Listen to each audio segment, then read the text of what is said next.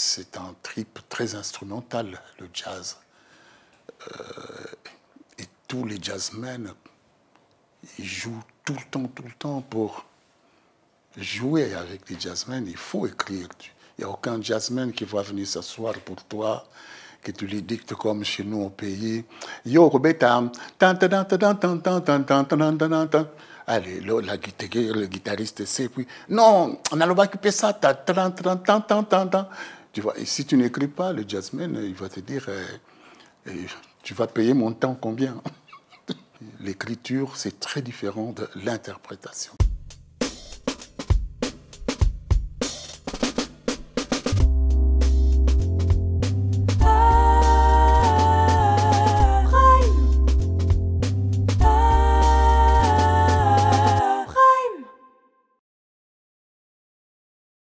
Tout était prétexte à avoir de la musique. Ma tendre enfance, c'est ça qui m'a entouré tout le temps. Et puis je me rappelle, et c'est bizarre que j'ai ce souvenir, mais je me rappelle être attaché sur le dos de ma mère et ma mère en train de danser dans un cercle. Donc voilà quoi, je suis né dans la musique traditionnelle.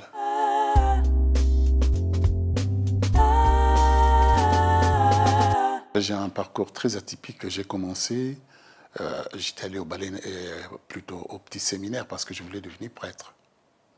Et au petit séminaire, on nous a fait des tests d'aptitude à tous les enfants qui sont arrivés pour cette promotion-là. On nous a essayé au football, à plein de choses et aussi à la musique. Et moi, on m'a dit, à ce moment-là, j'avais 12 ans, on m'a dit, toi, tu es musicien. Pour moi, je prenais ça comme si c'était parti, ça faisait partie de ma vocation. Donc, je me suis mis dedans.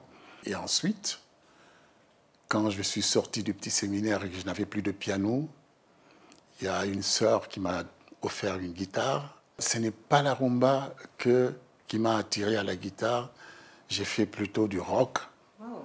Voilà, j'ai été vraiment un rocker pendant un moment à la guitare, parce que je suis aussi guitariste.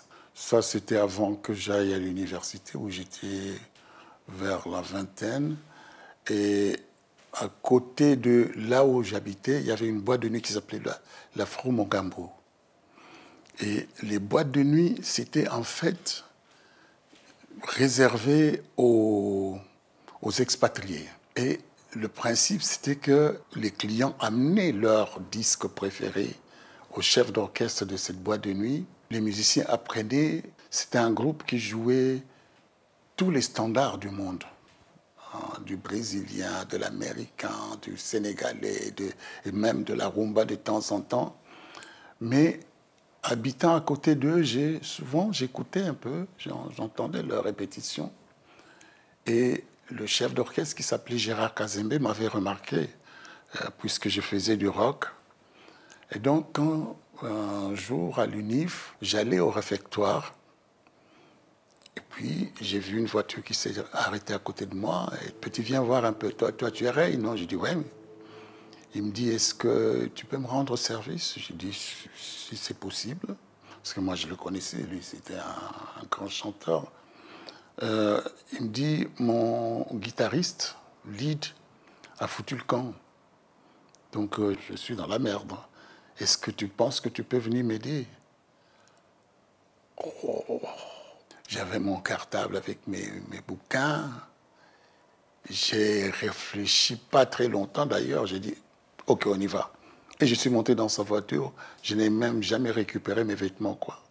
À partir de chez Kazembe, là, on a commencé de me remarquer en tant que guitariste. Et un jour, il y a quelqu'un du bureau de la présidence de Mobutu, donc, qui est venu me dire, écoute, moi j'aimerais former un orchestre qui fasse de la rumba, mais qui soit quand même un peu plus évolué.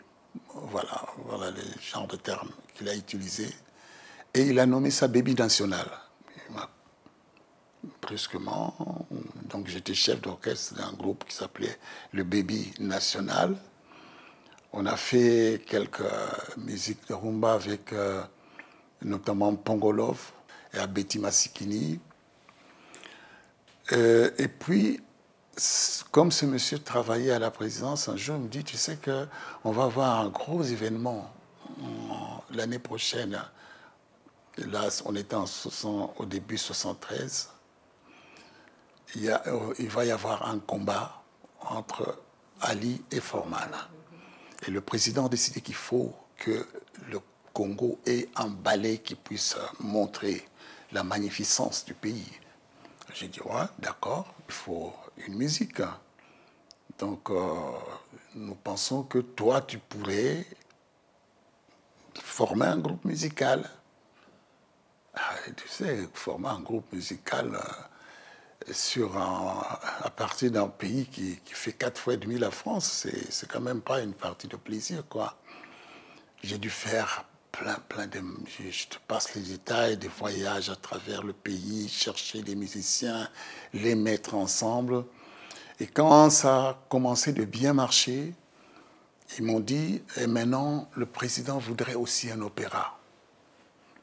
Ah, j'ai dit, ah bon. C'est sur quel libretto? Puisqu'un opéra est toujours basé sur un libretto. Ils m'ont dit, mais nous, on n'a pas besoin de libretto, on a le guide. J'ai dit, ah, je ne pourrais pas chanter le guide.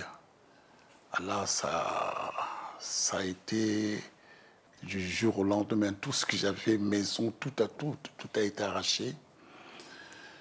Et je me suis retrouvé sur les fesses. Je n'ai jamais pu, d'ailleurs, jouer pour le fameux combat. Donc, j'étais là à la maison en train de tournoyer comme un lion en cage.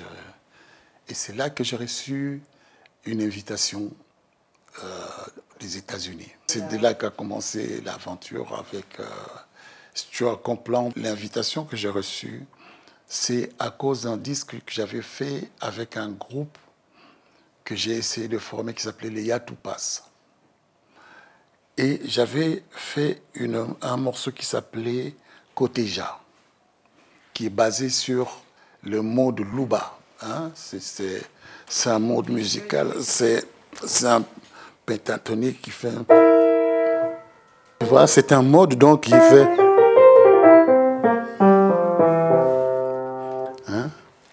Mais ce pentatonique, la raison pour laquelle il m'a beaucoup aidé, c'est que ce n'est que une partie du Congo qui s'appelle le Kasaï, que tu as ce pentatonique.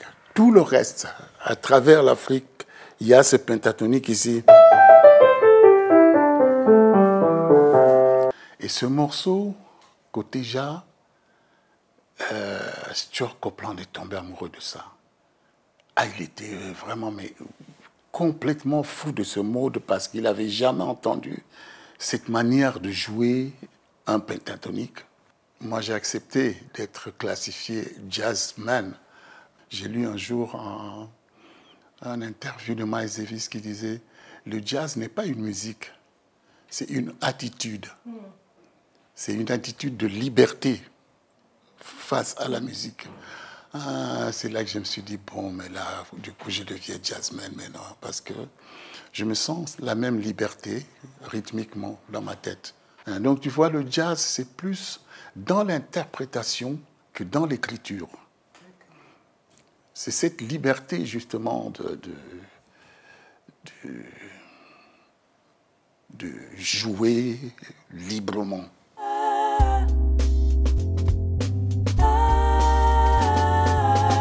La raison pour laquelle j'étais près de Manu, c'est que Manu, c'est le premier musicien africain. À ce moment-là, j'étais encore au Congo, qui est venu au Congo et qui a joué avec l'African Jazz, l'African Jazz de Kabasele. Et il avait fait, en fait, un morceau qui s'appelait Twist à Léopoldville, qui avait fait un succès terrible à Kinshasa. Et donc, du coup, j'étais très curieux de voir un peu ce monsieur. C'est le premier qui m'a attiré comme un modèle. Parce que ce type, il était camerounais.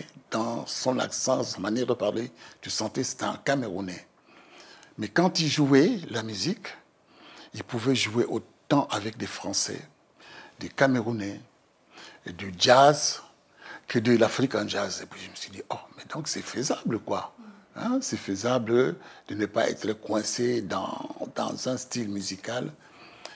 avec Manu, j'ai su parler musique. On peut discuter musique. Avec les vedettes, on ne parle pas de musique, on parle de leur vie et de leurs amours et de leur... Mais pas de musique.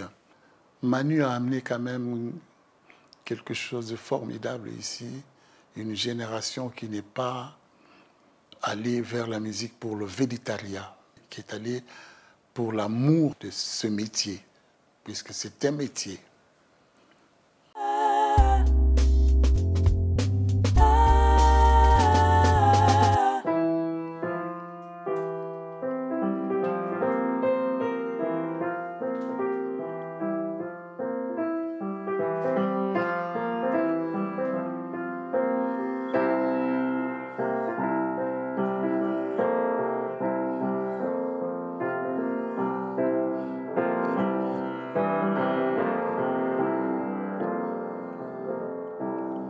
Basanga kote jayo musa o, basanga kote jatalangi waso, talangi puta mino, o bolila we, o bolila o, isane tosunyua, basanga kote jaya lute cheke, o yalute o, yalute o yalute, basanga kote jatalangi waso. Oh, talangi waso yamino. E bolila, oh bolila, bokone bolila, oh.